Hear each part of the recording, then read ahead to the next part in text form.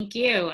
It's really been a pleasure to get to do this three-part series. I hope I will have an opportunity to learn with many of you again.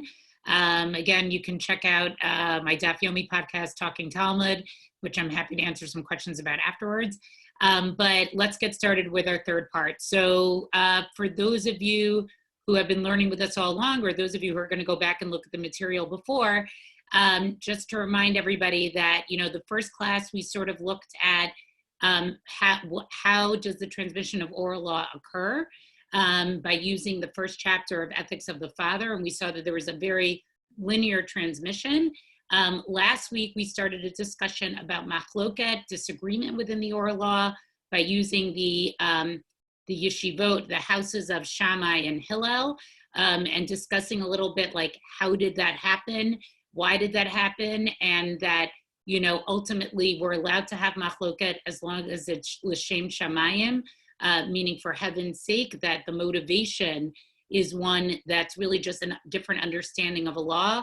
And then today I want to explore a little bit more some texts that sort of show what is the purpose, what's going to eventually happen with machloket, and to look at a very famous story in the Talmud that sort of shows machloket in action, and what we can learn from that story, and can we develop a methodology for how do we deal with machloket in our own lives. And I think we actually can look to one particular Tana, one particular personality, and a Tana, remember, is somebody who helped write the Mishnah, and really see that he had a particular philosophy that for me personally, and I hope for you learning with us today, really has shaped my entire outlook on learning, and not just learning, my relationships with other people and with conflict. So we'll get started right away. Let me just share my screen here. And hold on, the sharing always takes a little bit of time. Okay, if everybody can see my screen. Okay. So we're going to start with a Mishnah in Masachet Ejot, which is a section of Mishnah that I mentioned last week as well. And Ejot, unlike the other Masachtot and unlike the other sections of Mishnah, remember Mishnah is divided, the first writing of the oral law is 6 larger books, which we call, each one is called a Seder. It's the 6 Sedarim together. And then within each Seder, there's about 10, sort of mini books. Mini sections. And in Nezikin, the same one that Ethics of the Father, that Perkei Avot appears in, we have Ejot. Ejot, again, literally means testimonies. And unlike the other Masechtot, which really revolve around a theme, right, like Megillah, which is all about the laws of Purim, for example, or Shabbat, which is all about Shabbat, or Sanhedrin, which is all about court law, okay? Ejot is a collection of a variety of teachings, and very often some of the Mishnahs will reappear in the Masachet where it's sort of topically related. So we're going to start with a Mishnah in Mishnah Ejot that is basically going to deal with our issue here of machloket a little bit. Okay. So Amar Rabbi Yeshua. So Rabbi Yeshua said the following: Mekabel ani mi Rabbanan Yochanan ben Zakkai, sheshama mi Rabbo v'Rabbo mi Rabbo. Halacha l'Moshe miSinai, sorry about that. Halacha l'Moshe miSinai, she'ein Eliyahu ba l'tamei l'taher, l'racheku l'karev, ela l'racheka mikruvim bizroa, u'l'karev ha'mecharkim bizroa. Okay, so Rabbi Yeshua is, and we'll learn a little bit more of Rabbi Yeshua in a little bit later, but he says something very, very interesting here. What he wants, and notice also the language here, is that he's saying is that this is a teaching that he got from Rabbi Yochanan ben Zakkai. Remember, that was the teacher who very famously gave away Jerusalem around the destruction of the Beit HaMikdash, and many people sort of credit with visioning what diaspora Judaism would look like without a temple. And he says, and I like the language because it should remind you of the first Mishnah of Perkei Avot, right? That this is something he heard from his teacher, and his teacher heard from his teacher, and is a halacha, it's a law from Moshe miSinai, right? That when Eliyahu comes, okay, and remember, I'm thinking about this because remember last week we learned when we talked about the machloket, the disagreement between Shammai and Hillel, the Jerusalem Talmud that we learned said that sort of it will be resolved once Mashiach comes. So this is sort of saying the same thing, that when Eliyahu comes, when Elijah the prophet comes, okay, what's going to happen? Okay, he's not coming to say that this was impure and this was pure, or to make l'racheku l'karev means to make somebody farther or to make somebody closer. What this is talking about is that there were groups of Jews who wasn't clear sort of what their ancestry was. Were they actually Jewish or were they not Jewish? And there was some confusion over this. So what it's saying is that he will come to l'racheka mikovrim bizroa, that he will sort of separate out from the Jewish people those who were brought in by force. They were sort of forcibly converted, okay? Ulekarev hamachlukim bizroa, and he will bring back in those who were forcibly separated, okay? And now he gives some examples of what that is. Mishpachat Beit Sreifa, Haita Be'ever HaYardaen, V'rechaka Ben Sion Bizroa. So there was this Beit Sreifa family that lived in Transjordan, and they were sort of forcibly taken out of the Jewish people. V'od acher Haita Sham V'krava Ben Sion Bizroa. And then there was this other family, Ben Sio, that was forcibly sort of converted. Kugon Elu, Eliyahu Ba L'tamea L'taher L'rachek U'L'karev. And so basically what the idea is that when Elijah the prophet comes, Elijah will sort of correct all these wrongs, right? Things that we weren't sure if they were pure, he'll say are, pure or impure. He'll tell us what the correct Jewish law was, and he'll sort of fix this ancestry question of like who really was Jewish and who wasn't Jewish. So that's Rabbi Yeshua's sort of version of what will happen when Elijah the prophet comes. Rabbi Yehuda Omer lekarev aval lo l'rachek. So Rabbi Yehuda has the opinion, which I think many of us probably feels a little better, which is he'll only bring people back to Judaism, but he won't push people away. Nobody will have to go farther, okay? Rabbi Shimon says lihishavot hamachloket, that Eliyahu will come, okay, to what? To resolve arguments, right? That's basically what Eliyahu will come. Any of these standing questions that we had, who should the halacha be like? The house of Shammai, the house of Hillel, Eliyahu will come and all of this will be resolved. So these are three opinions that we have so far. Rabbi Yoshua, Rabbi Yehuda, okay, then we have Rabbi Shimon, and now we have the Chachamim. These are the rest of the sages, and they say something very interesting. Lo l'rachek v'lo l'karev. Elijah's not going to come to tell people they're out or tell people they're in. Ella lasot shalom ba'olam, but rather just to bring peace. And they quote a verse here in Malachi, Hinei anochi sholeach lachem et Eliyahu hanavi v'heshiv lev avod al banim v'lev banim al abatam. A very, very famous verse in Malachi in chapter 3, verses 23 through 24, right? That Elijah will be sent to us in the coming of the great day, and he shall turn the heart of the fathers to the children and the heart of the children to their fathers. And what this opinion of the Chachamim is basically saying is that it's interesting to me. It's not lihishavot hamachloket. It's not to resolve anything, but it's just going to bring peace. And I want us to sit with the question a little bit is, what does it mean to sit in peace when we don't have a resolution to something? And that's a little bit what we're going to be exploring today. Can we find an example where we can sit in peace with something? In other words, basically share a space of machloket. Be that we can be in peace with machloket, and not that lihi shavot, in the words of Rabbi Shimon, not that it was actually resolved, and that's really what the goal of what will happen in the times of Messiah, right? That we can sort of make peace with the machloket, with the disagreement. I want to just show another interesting Mishnah in Ejot as well, which sort of deals with the question of why should we even bother to record difference of opinions, right? Like, in other words, if we have to sort of say the Jewish law is going to follow X, Y, and Z thing, what do we learn from learning minority opinions? And so this Mishnah in Ejot, okay, in chapter 1, this is a collection of Mishnahs, reads as following. Why should we remember the words of Shammai or Hillel if it's just nullified? In other words, if we know that in a particular Jewish law, like let's say the one of Hanukkah that we learned before, we light the Hanukkah candles the way that Hillel did, why should we even bother recording the opinion of Shammai? So it's to teach future generations that one should not be insistent on their opinion, shaharei avot haolam lo amdu al divreihem, because their fathers were not insistent in their opinions. So one opinion here that the Mishnah is presenting is that it's to really teach us how machloket works, that eventually we say the Jewish law is going to be according to one particular person, and everyone sort of agrees to that system. Nobody holds their opinion so harshly or so adamantly that they sort of break off and form their own sect of Judaism. That's one reason, okay? And now the next Mishnah goes on and continues. Why would we remember a singular opinion? In other words, opinion, what we call colloquially a dat yachid, an opinion that's of one person that nobody else holds by, with the majority. Because the Jewish law is always decided according to the majority opinion. So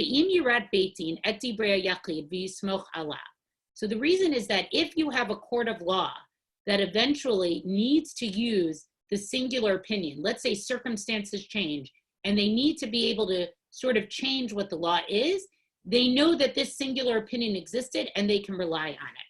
Now then, the Mishnah goes on to qualify that and says, "She'ein beitin yachol levatel divrei beitin chavero ad sheyeh gadol mimenu bechachma u'b'minyan." But a beitin is not allowed to do this unless it's greater in number and wisdom than the previous beitin. Now that could be a whole separate discussion of how that would actually work in practicality. But the point is that the Mishnah here is saying that, you know what, there may be a time or a place where the dat yachid, where the opinion of the singular actually comes into practice. And therefore it is very important that we remember those opinions, even if they're things that we don't necessarily agree to. We're going to skip the rest of this Mishnah here and move on. And then the final Mishnah in this series of 3, Amar Rabbi Yehuda, Im came lama mazkirin divrei yachid ben hamerabim levatala. So he asked the same question. Why do we remember the opinion of the singular when we know that we go by the majority? She'im yomar ha'adam kachani mekabel. Because if a person says, this is how I receive the law, remember this is the same verb that was used in that first Mishnah of Ethics of the Fathers, Yemar lo kedivrei ish peloni shamata. We're able to say to him, no, you heard it according to so-and-so. Rabbi Yehuda's opinion here is a very interesting opinion because what he seems to be saying, I think there's a variety of ways to interpret this particular Mishnah, is that in a way we want to connect everybody to the transmission, so that if somebody comes up with an innovative opinion and says, this is how I learn it, we can go back to him and say, him or her, and say, no, you may learn it this way, but actually this was an opinion of somebody else who came before you. You actually are still part of the transmission. You're still part of the Masorah. And so what we see here is a variety of different ways that this Mishnah in Ejot sort of tries to grapple with this idea of what do we do with machloket, right? So the first Mishnah that we looked at sort of presented 4 different opinions of what will happen in the time of the Messiah, presumably when machloket would sort of disappear, as we saw, reference in that Jerusalem Talmud from last week. And the majority opinion, and I love that there's sort of like machloket about this machloket, okay? But the majority opinion is basically of the Chachamim that says, right, it's to bring shalom, and that's different than Rabbi Shimon's opinion, which is lihishavot hamachloket. So whatever that shalom is, which now we're going to explore a little bit more, it's not to resolve disagreement. And then looking at these Mishnayot, which sort of give a discussion about why is it important to record an opinion that we don't agree with. And it may be that a Beit Din needs to rely on it later. And it may be that we also want to be able to always link every opinion to the Masorah, to the transmission that happened before. But now I want to look at the personality of Tana, of a particular author of the Mishnah, who is Rabbi Elazar ben Azariah. And this to me is a beautiful, beautiful teaching that he has in the Gemara in Chagiga. And then we're going to look at a Gemara that actually shows this teaching in practice. And I think this teaching that he gives is really actually the key to all of this. It really is one of my most favorite Gemaras. And I just, sort of like if I could spread it across the world, I think the world would be a very different place. The Gemara here is in the middle of a discussion of a verse in Kohelet, that in chapter 12, verse 11, that says, Divrei Chachamim darvonot, Ukemishma wrote nituim ba'alei asufot nitnu miro'eh echad. So it says the words of the wise are like goads. Like a goad is like a cattle prod. And as nails fastened, nails that are well fastened, that are composed in a collection, okay? And they are given from one shepherd. Very, very sort of interesting verse that obviously lends itself to a lot of homiletic interpretation. So this is the Gemara here in Chagiga that wants to explain what this is. Baalei asufot, the masters of assembly. What is this? Elu talmidei chachamim. These are the wise men, okay, sheyoshvin asufot asufot, who sit in groups and groups, ve'oskin b'Torah, and are busy with Torah, halalu mitamim v'halu mitaharin. One group may say that something is impure, one group may say something is pure. Halalu osrin v'halu matirin. One group may say something's prohibited, and one group may say something's permitted. Halalu poslin v'halalu machshirin. One may say that something is disqualified, and one may say, machshir, it's kosher, it's qualified, it's okay. Shama yomru adam, and a person, when they hear this, right, they see these groups of chachamim learning together, and they see that what happens, they don't all agree. One group is going to say tameh, one group is going to say tahor. One group is going to say asur, one group is going to say mutar. One group is going to say pasul, one group is going to say kosher. So what does a person say? Shama yomar adam heich ani lamad Torah me'ata, right? So a person is going to say, how can I learn like this, right? In other words, it's too confusing. How could I possibly learn Torah under these circumstances? Everybody has a different opinion. It's too confusing. I can't find my way. This isn't a way to learn Torah. And therefore what? Talmud lomar, the text teaches us, kulan nitnu miro'eh echad. All of this was given from one shepherd, right? So that the baalei asufot, from our verse, baalei asufot nitnu miro'eh echad, right? These collections, these groups of people were all given from one shepherd. And who is obviously that one shepherd? I know you're all on mute, but maybe some of you can mouth who you think that one shepherd is. Does anybody know? Right? Okay, Moshe, okay. All right, so it goes on and says, Kel achad natan parnes echad amran, right? One God gave them and one leader said them, okay? Amran mipi adon kol hama'asim baruchu, from the creator, from the master of all things, dichtiv. And now they quote a pasuk, a verse from Shmot, chapter 20, verse 1, Vayedaber Elokim et kol hadabarim ha'ela, right? That God spoke all these words. So the idea is all of the Torah was spoken by God, right? And therefore, but it was all given to Moshe, and Moshe taught it all to everybody. And this very much agrees with that first Mishnah that we saw in Ethics of the Father, right? That it was given from, right? Moshe kibel haTorah mihar Sinai. And then this to me is the most beautiful part, right? Is here. So it says, Av ata aseh oznecha ke'af rachesed, v'kanelecha lev mevin lishmoa. Okay? And so what does a person do? You need to make an ear for yourself, like an apar chesed. So an apar chesed was like a millstone. It was like a sieve, basically, right? The idea being something that can collect everything and then sort of funnels, things out. V'kaneh, and this to me is the key. This is what I would make a t-shirt or a mug, okay, of my philosophy. V'kaneh lecha lev mevin lishmoa. And acquire for yourself, okay, a heart that understands how to listen. And that's what the key is here. It's not about understanding what is right or about what is wrong, but it's making yourself the ability, and kaneh lecha, acquiring for your heart, I think is very important. I think something that you buy, right, something that you acquire, in that I think the verb is important here, is something that you work at. It's something that you earn. It's something that you have to sort of get through effort, right? It's not something that just comes to you. It's active. And so what it's saying is this is a skill that anybody can do, but it's something that we have to work at, which is giving yourself an understanding heart that you can hear, right? And what is it that you're hearing? Et divrei mitamim ve'et divrei mitaharin. The words that something could be impure, and at the same time, someone else says that they're pure. Et divrei osrin ve'et divrei matirin. The words that one person says it's asur, it's not allowed, and the other person says that it's permitted. Et divrei poslin right? One person says it's not, it's disqualified, and one person, one group says it's kosher. Bilashon has, right? Bilashon has that, Amar Lahem, Ein Dor Yatom Sherabi Elazar ben Azariah, Shrua B'tocha.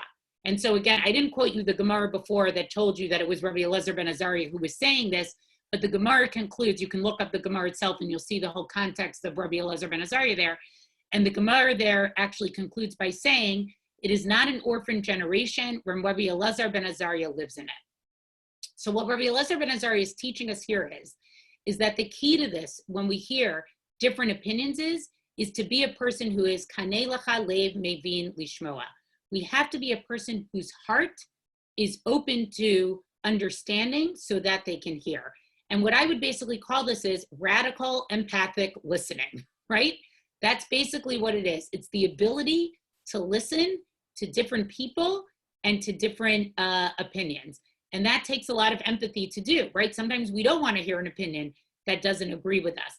But being able to sit with that, to have this lev mevin lishmoa, a heart that understands how to listen. And it's interesting to me that it's not a head, right? It's not an intellectual pursuit.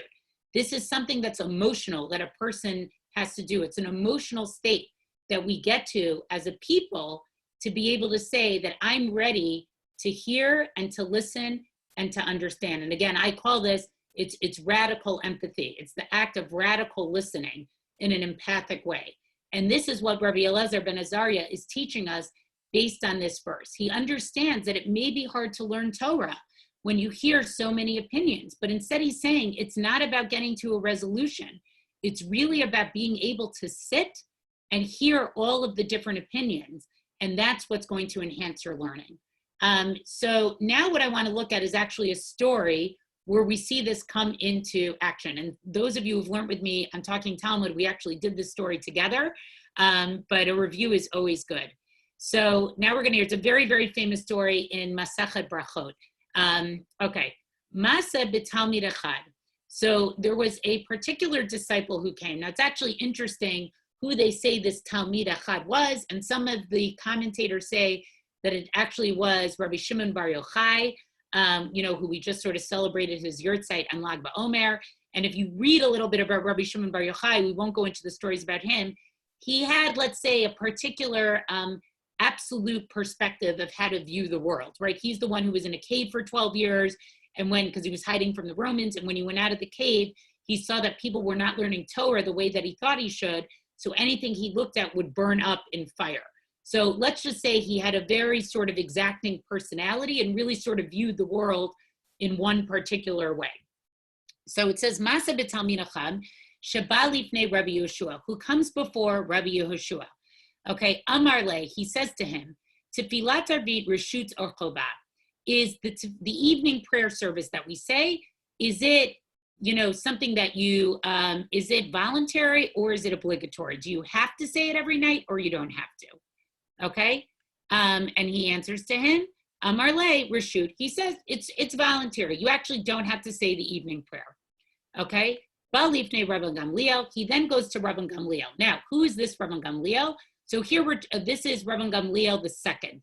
And Rabban Gamliel II was the first leader of the Sanhedrin that moved outside of Yerushalayim. So right now, this is at a crucial point in Jewish history where the Sanhedrin, where the main Beit Midrash is no longer in Jerusalem, it's in Yavna. And a lot of what Rabban Gamliel sort of had to deal with as a leader was sort of solidifying the halachic authority of the rabbis in this tremendous transitional time of Jewish history, right? We no longer have Jerusalem to anchor us anymore. They're in Yavna, they're in sort of a diaspora, even within Israel itself. And, he's the leader, he's the Nasi, he's in charge of this Beit Midrash.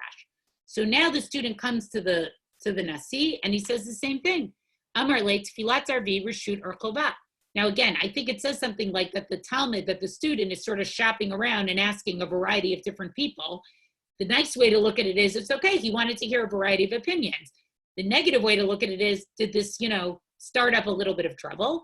And he asks him the same question. Amar le, and Rabban Gamliel's answer is chova. He says it's an obligation. Amar le, the student says to him, v'halo Rabbi Yeshua amar li reshut. I just want you to know, Rabban Gamliel, that Rabbi Yehoshua, your peer, your fellow Tana, he gave a different opinion, and he said that actually it's voluntary. Amar le, so he says to the student, Heitim achi yichnesu ba'alei trisin lebeit hamidrash. He says, wait until the shield bearers. So it's a sort of a euphemism for the people who would come and learn. But I think it's interesting that it's a language of war here, right? That he's calling them like that they're armored, okay? So he's saying, wait till the shield bearers come into the Beit Midrash. Kishenichnesu ba'alei trisin. Okay, so when they came into the Beit Midrash, the shield bearers, Amad Hashoel v'sha'al tefilat arbit reshut chovah. So the shoel, the asker. So what would happen is there would be a person, the shoel, who would sort of get up to the Beit Midrash and he would sort of pose the question of the day that was going to be discussed. And so Rabban Gamliel basically tells the shoel, here's the question for the day that you're going to announce out loud. And what is it? Tefilat arbit reshut or chovah. Is tefilat arbit, is it a reshut or a chovah? Amar le Rabban Gamliel chovah. So what happens? The head of the Beit Midrash, the Nasi, gives the answer, and he says it's a chovah. It is an obligation. Amar lehem Rabban Gamliel lechachamim. Then Rabban Gamliel turns to the chachamim and he says the following: Klum yesh adam shecholek b'davar zeh. Is there anybody here, right, in the audience who disagrees with me, right? So we know this, sometimes when we're trying to suss out a confession of some sort, right? You may have had this happen to you as a teacher, or maybe you've done this with your own children. Obviously who the person is, but he's trying to sort of see what's Rabbi Yehoshua going to say here. So he says to the whole audience, is there anyone here who disagrees with me? Amar le Rabbi Yehoshua. Love. Rabbi Yehoshua says, nope, not me, right? I don't disagree with you. Amar lo. So Rabban Gamliel says, V'halo mishmech amruli reshut. I heard in your name that you said it's voluntary. So he calls him out on this. Rabban Gamliel calls out Rabbi Yehoshua this in a very public way. I mean, imagine what this looked like. You have an entire Beit Midrash of Chachamim. And remember also, this is right after the destruction of the Beit HaMikdash. Rabban Gamliel needs to assert his authority. And in front of all of these students, he basically says to Rabbi Yehoshua, you're not telling the truth. I know that you said that it's a reshut. So what does he say, Lo? Amar le Yehoshua amud al raglecha. So he says, Yehoshua, you stand up on your feet. V'ya'adu bach, and we will give testimony. So in other words, what he's saying is, now, what's interesting here, you need to understand a few things. Until the time of Rabban Gamliel, people actually only learned Torah standing up. That's how you would actually learn Torah. And that's why some people have the custom, when they hear the Torah being read, they stand the whole time. They don't actually sit. And also we know that when you gave testimony in a court of law, what did you do? You gave the testimony standing, not like the way we do it in American courts where somebody's seated at a podium next to the judge, but you actually had to stand to give your testimony. So what he's telling him is, Amud, you need to stand up and we're going to testify against you. We're going to say what the correct law is. Amad Rabbi Yehoshua al Raglab. So Rabbi Yehoshua stands up on his feet, V'amar, and he says, Amale ani chai v'hu meit, yachol achai lachish atamet. V'achshav sh'ani chai v'hu chai, heich yachol achai lachish atachai. So he says, look, if I were living and he were dead, meaning the student, the living can deny the statement of the dead. I could basically say, I never said this. But since I'm alive and the student is alive, right, I can't deny what happened. So Rabbi Yehoshua basically says, you're right, you got me. I did actually say that it was reshut. So what happens? Rabban Gamliel Yoshev v'doresh. Rabban Gamliel sits down. He continues doresh. He continues with his lesson. But Rabbi Yehoshua omed raglav, and Rabbi Yehoshua is forced to continue to stand. Ad sherananu kol ha'am v'amru lechutzpit haturgaman amud ve'amad. And so what happens until and it's interesting here, it says kol ha'am, until there was a murmur with the whole nation who cried out to Chutzpit HaMeturgaman. So who was Chutzpit HaMeturgaman? Chutzpit was also one of the people who worked in the Beit Midrash who would explain what Rabban Gamliel said. So very often it would be sort of like Rabban Gamliel would give a teaching, and then Chutzpit would go ahead and he would actually sort of like explain it and repeat it again to the audience. Chutzpit is a very interesting person. He actually lived, I believe, to the age of 102 or 103, lived a very, very old age. So they shout out to Chutzpit and they say, you have to make this stop. This is disrespectful to him and it needs to be stopped. Ve'amat, and it stopped. Amri. So now it says they said. Now again, we don't know who's the they said. Is this the nation? Is this the students? But it seems to be that there's some collective here that wants to discuss what exactly it is that they just witnessed. And they say the following. Ad kama ne'etzra v'nazil, right?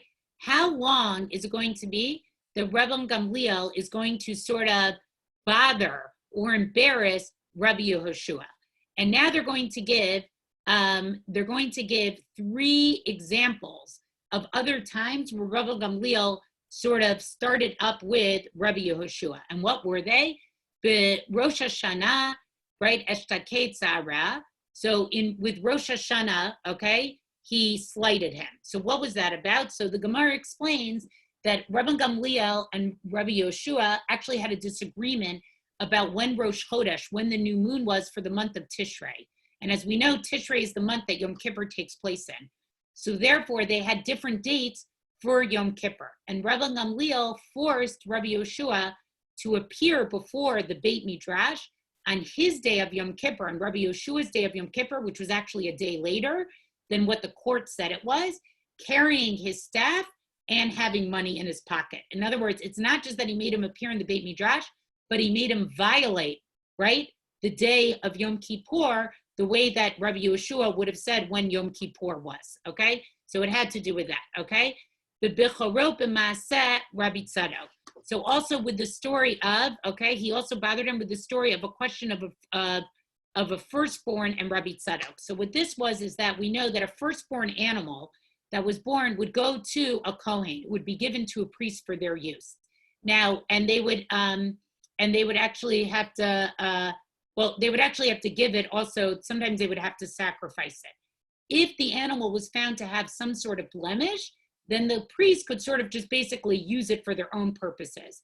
And what they started to see happening is that sometimes priests would sort of say, hey, this animal has a blemish, so that they could really use the animal instead of doing what you really were supposed to do with it, which was to give it as a sacrifice.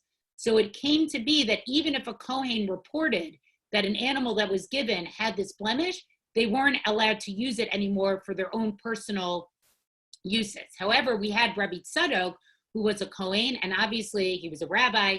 He was a very trusted and learned man. There was a question, could you trust Rabbi Tzadok on this issue? Like if he said that an animal had a blemish, could Rabbi Tzadok then use that? Rabban Gamliel said no. Rabbi Yehoshua said yes.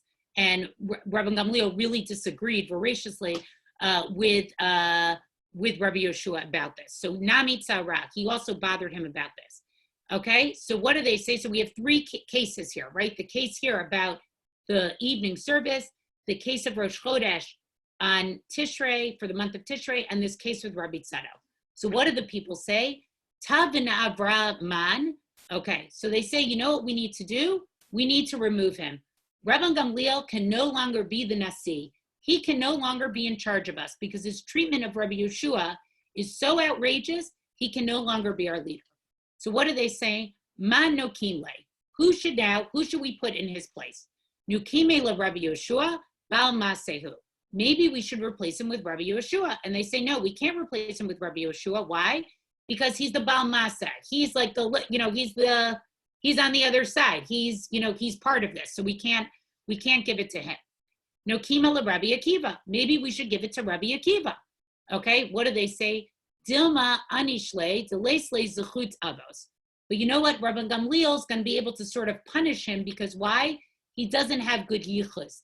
Rabbi Akiva didn't come from an illustrious family. And we do know, like Rabban Gamliel, for example, was part of the line of King David. So even though the leadership, they wanted to see, so they felt like Rabban Gamliel would be able to hold it over Rabbi Akiva's head that he didn't come from an illustrious family. So it goes on and says, Nokima le Rabbi Elazar ben Azariah. Maybe we should appoint Rabbi Elazar ben Azariah. Now remember, this is our Rabbi Elazar ben Azariah who gave the teaching of Kanei lecha lev lavin lishmoa. Acquire for yourself a heart, okay, that knows how to, that understands how to listen. Now they're going to list all the things why Rabbi Elazar ben Azariah, Tuhu Chacham, he's wise, Vuhu Ashir, he's rich, Vuhu Asiri Ezra, and he was 10th generation from Ezra. Now, it's very interesting that they put him from Ezra, as opposed to Rabban Gamliel, who's from King David. The period of time of Ezra has Sofer, right, which was the Shivat Zion, which was the return to Zion and the creation of the Second Temple, is where we see a transformation from leaders who are kings or prophets to leaders who are wise men, or who are the Chacham, who understand the Torah itself. And that's why it's important that he's Ezra HaSofer. That's like just an aside, but I think it's interesting that that's the yichus that they wanted to give him here, okay? And so they go on to say, Hu Chacham di'i makshile mefarikle, right? So he's wise, so if a question comes before him, he'll be able to answer it. Vuhu Ashir, he's rich, di'i sleisle lepaluche leve kesar, afu azul v'palach. If a gift needs to be given to the Caesar, he will be able to go ahead and give a gift to the Caesar. So I think that teaches us something interesting politically about what was going on at the time, that if you were the leader, if you were the Nasi, you were going to have some interaction with Rome. Vuhu Asiri le'Ezra, he's 10th generation from Ezra, that he has this, ancestry. He comes from an illustrious stock. Below Matzi Inish Lahu, okay? And Rabban Gamliel won't be able to bother him about this. Atu ba'amrule, so they go to Rabbi Elazar ben Azariah, right? Nichale lamar, delihi resh mitvate, right? And they say to him, we want you to now become the head of the Beit Midrash. Amar lahu, he says to them, azal ve'imlich be'in shebite. He says, Rabbi Elazar ben Azariah says, I have to go home and I got to talk about this with my household, meaning I have to talk about this with my wife. Okay? All right, so he goes and he talks about it with his wife. Amrale, and she says, Dilma ma'avirin lach. And she says, wait, how could you possibly do this? If they could get rid of Rabban Gamliel, they're going to be just as fickle, and eventually what's going to happen? They're going to get rid of you. Amar la, so he says, Yom achada b'kisei demukara u'lemachala le-taver. So he says, it's worth it to me that one day I can be in an expensive chair, even if it gets taken away from me the next day. So in other words, he's saying, okay, if it's temporary, it's temporary. I'm okay with that. Then she goes on and says, Amar le chiyurta, right? So she says, you don't have any white hair. Now, many of you may be familiar from the Haggadah, that famous story of the 5 sages who are learning in Bnei Brak, and Rabbi Elazar ben Azariah, okay, this Rabbi Elazar ben Azariah says, Ani kiven shivim shana. I am 70 years old. Not if you remember this passage in the Haggadah. This is what's it referring to. Rabbi Elazar ben Azariah, when he was asked to become the Nasi, was only 18 years old, okay? So imagine how astute of a learner he actually was, okay? And so his wife is basically saying to him, right, not that you don't have gray hair, she's saying, you're not really distinguished or old enough to actually take this job. So that's why in the Haggadah he says, I'm 70 years old, because what happens to him?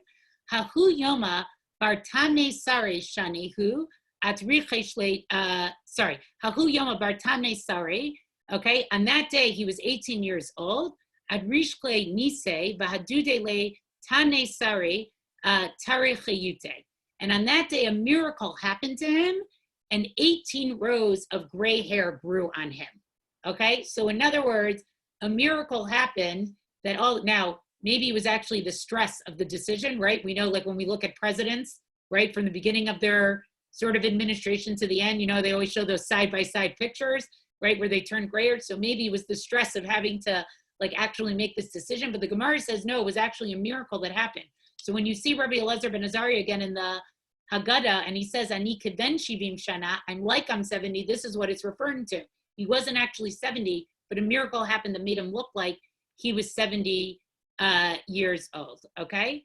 And so right now it says, Deka'amar Rabbi Elazar ben Azariah, Ani keben shivim shana, below ben shivim shana, right? That he wasn't, so that's what he says, right? That I was 70 years old, but I was not actually 7 years old. Okay, so Rabbi Elazar ben Azariah gets asked to be the Nasi. He has this discussion with his wife. He basically says to his wife, I'm okay if it's just temporary. His wife says, you don't look distinguished enough. Lo and behold, a miracle happens.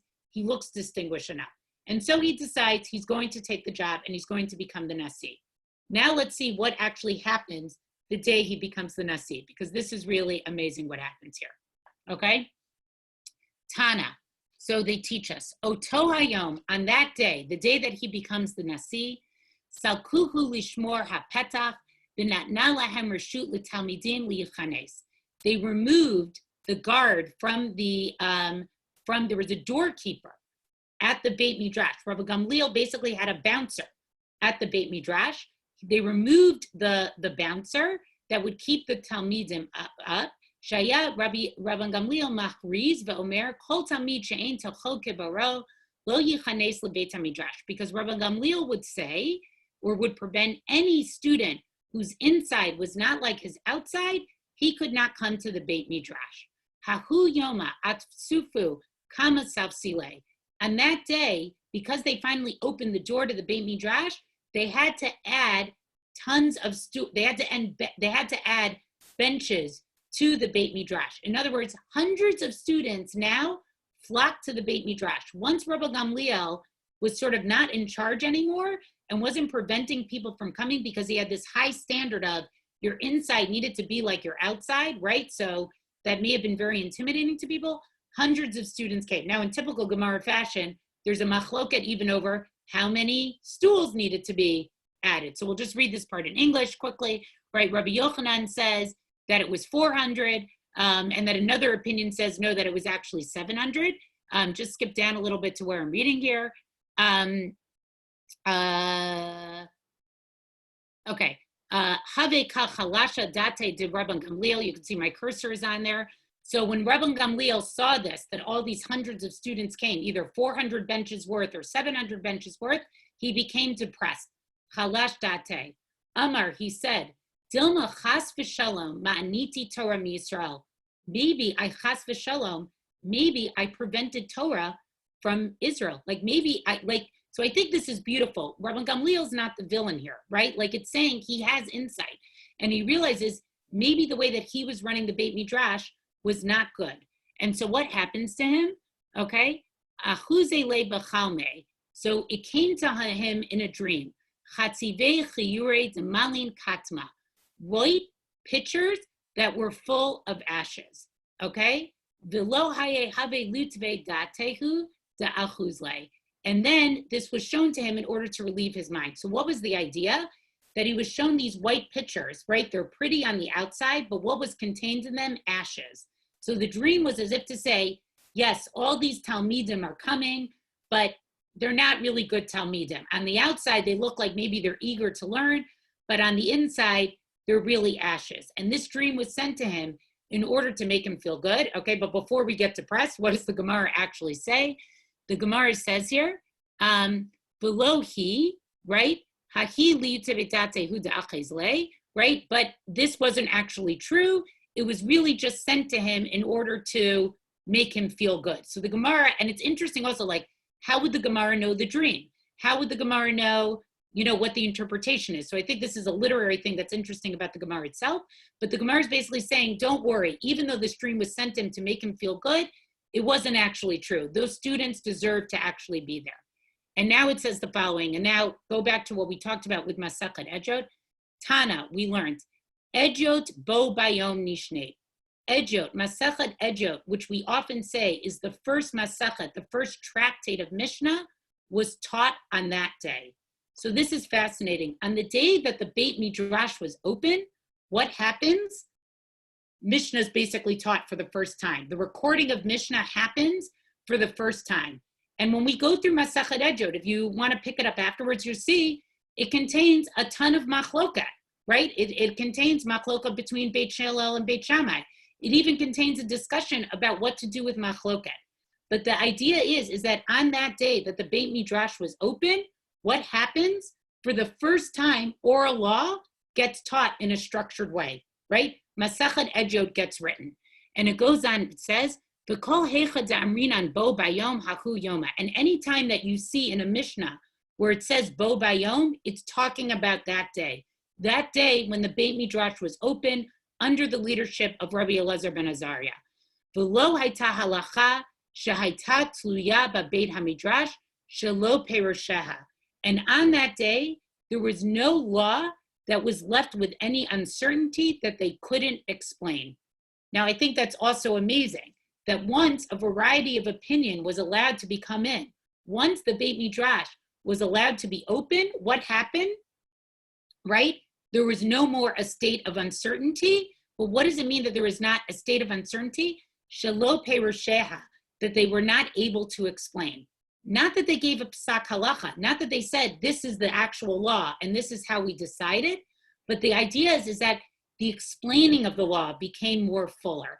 And again, this was only able to happen under the leadership of Rabbi Elazar ben Azariah, who was the teacher of our Gemara and Chagiga of Kanei lecha lev lahavin lishmoa, that the proper way to learn is to be a person who can acquire a heart that understands how to listen.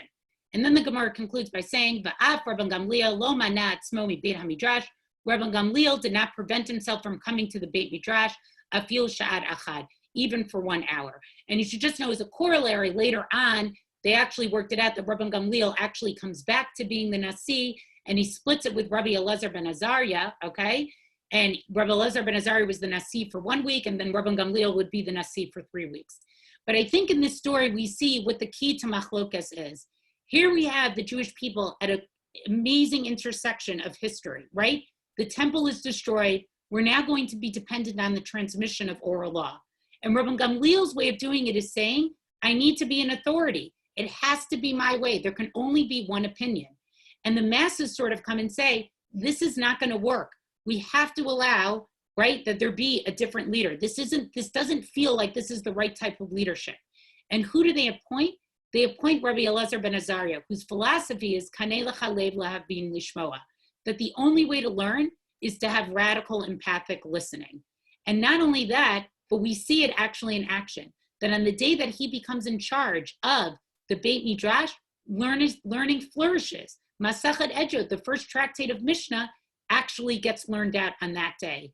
And the conclusion is that on that day, it's not that every question was answered, but it was that everything was explained. V'lo perusheha. And I think, to bring it back to the beginning of our class, that is the shalom that the Chachamim are discussing in that first Mishnah that we talked about in Masachet Ejot. It's the shalom, it's the peace of being able to sit with a multitude of opinions. It's not about being able to say, this person was right or this person was wrong, but if all of us can cultivate this, Kanei lecha lev lahavin lishmoa, of being able to radically and empathically listen to different opinions and allow those opinions to sit in the same space at the same time, how much so does our learning actually flourish and does our Torah actually grow? So as I conclude this 3-week series, and I know I went a little bit over and I'll take a little bit of time for questions, my blessing to all of us is, how can we cultivate this within ourselves? Can we all cultivate being a lev lahavin lishmoa, right? That we are able to have a heart that understands how to listen. And can we be the students of Rabbi Elazar ben Azariah who are comfortable with different opinions and understand that machloket really has a place within our learning, that we don't want a learning that only presents one opinion, really is seen from multiple viewpoints and from multiple understandings, and that really is the best way for us to learn with each other. So thank you so much for this opportunity. I'm willing to take some questions. I hope that I'll have a chance to learn with you all once again. Thank you so much, Yardaena. We have time for maybe 1 or 2 questions. Perry, you are unmuted. Me? Okay. First of all, that was an excellent. I always wondered in the Haggadah what Rabbi Zamliel was saying when he said, I am like 70 years old, and I just found out what it was, this miracle of all this gray hair, which I have now even without a miracle. But I want to call attention to the fact that after that the Rambam wrote Mishnah Torah, and this was a compilation of the majority opinions as to the explanation of the law.